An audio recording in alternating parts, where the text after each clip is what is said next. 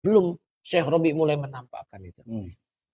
Nah, di antara ciri khas dari pengikutnya Syekh Robi Madakhilah ini, mereka ini terlalu tekstualis dan jumud serta kaku dan sedikit kencang melampaui batas.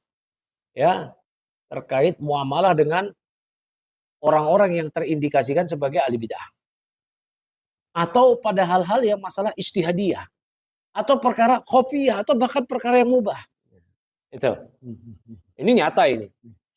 Ya, sekarang kita langsung nggak ada yang kita tutup-tutupin di tersangka syubhat ini kan.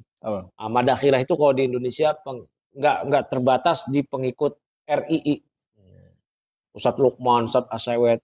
Pengikut radio Roja itu juga ada yang madakhilah. Manhajnya manhaj madakhilah. Manhajnya. Hajuriyun, pengikutnya saya Al-Hajuri juga ada yang madakhilah. Mereka memang di situ awalnya. Ya, jadi mereka itu merespon orang-orang yang berbeda dengan mereka dalam memahami teks-teks nas-nas itu dengan hajar, tabdi, tahdzir kayak begitu. Ya, pada perkara jangankan perkara yang jelas hitam putih.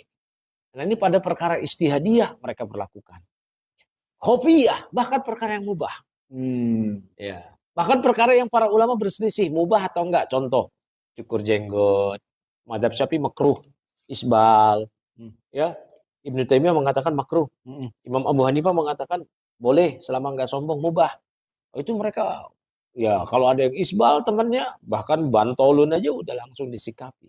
Seperti sikap mereka terhadap orang-orang yang bukan salafi. Apalagi di atas itu. Ya, di atas itu.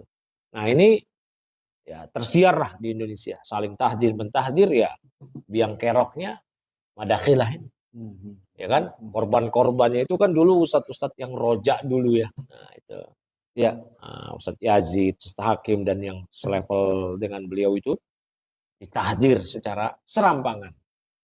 Namun madakhilah ini nggak hanya hadir dari orang-orang semisal Ustadz Lukman, Ustadz Asewet, ya alumni Laskar Jihad. Bahkan di kelompok yang manapun juga ada madakhilah. Pokoknya ngikutin mau manhajnya Syekh Robi, nah ini madakhilah. Belum Syekh Robi mulai menampakkan itu. Nah, di antara ciri khas dari pengikutnya Syekh Robi Madakhilah ini, mereka ini terlalu tekstualis dan jumud serta kaku dan sedikit kencang melampaui batas. Ya, terkait muamalah dengan orang-orang yang terindikasikan sebagai ahli bidah. Atau pada hal-hal yang masalah ijtihadiyah. Atau perkara khofiyah atau bahkan perkara yang mubah. Itu.